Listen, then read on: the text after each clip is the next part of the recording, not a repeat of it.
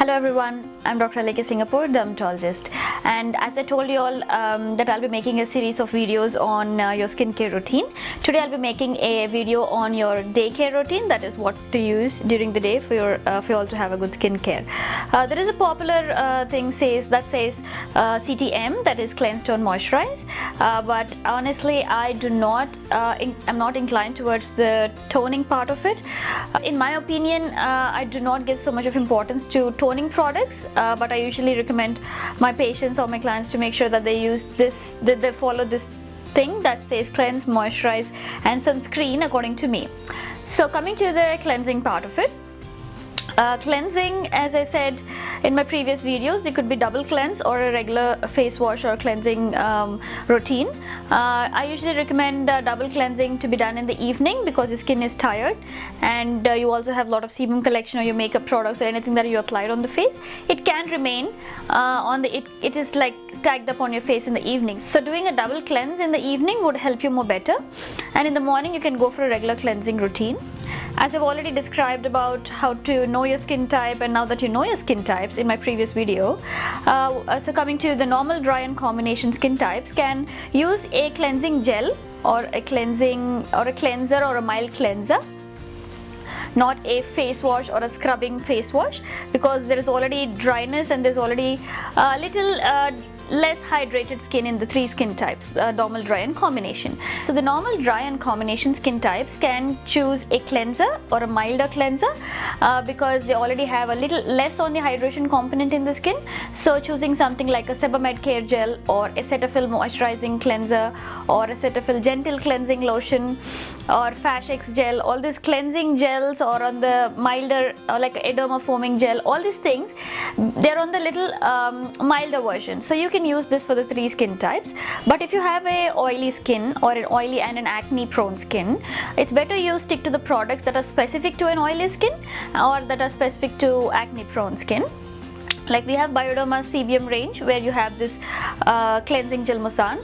We also have Aveen's soap-free cleanser, and we also have foaming face wash from Brinton, that is Glow Nice face wash. That's a foaming face wash. So you can use these face washes for an oily skin, or if your dermatologist has prescribed any specific face washes to you pertaining to your skin types, you can still choose that. So that's the cleansing part of it. Coming to the moisturizing part, many of us have this idea that moisturizers give acne breakouts, and they do give comedons on the face or the blackheads or whiteheads, so they make it look more greasy.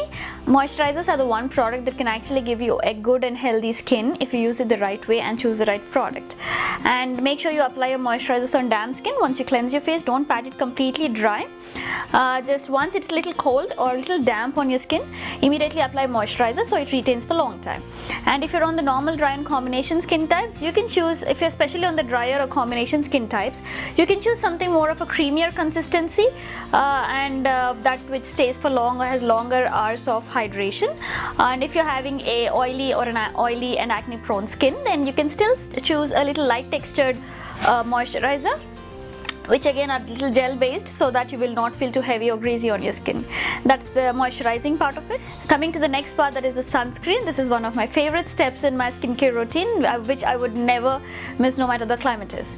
So sunscreens are again different types. You can actually look out for my previous videos which I already made on how to choose your sunscreen according to your skin type, and what are the sunscreens available and how to apply a sunscreen. And there are a lot of videos on sunscreen, you can look into it. But summarizing it here, you can, if you're having a normal to dry skin, then you make sure you choose something on the lotion side of it. If you're having a combination skin type, you can still go ahead and choose a dry touch sunscreen or a matte finish sunscreen, like you have Neutrogena's dry touch sunscreen.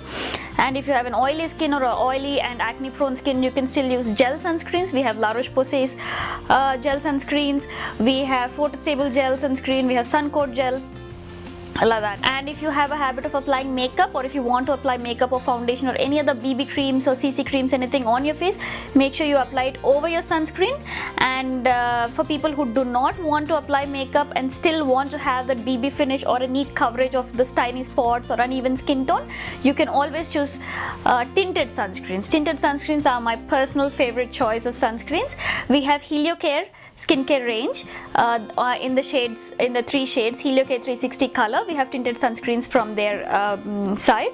and we also have Bioderma's Photoderm Max tinted sunscreens. We also have La Roche-Posay's tinted sunscreens. So the tinted sunscreens will give you a mild finish on your face.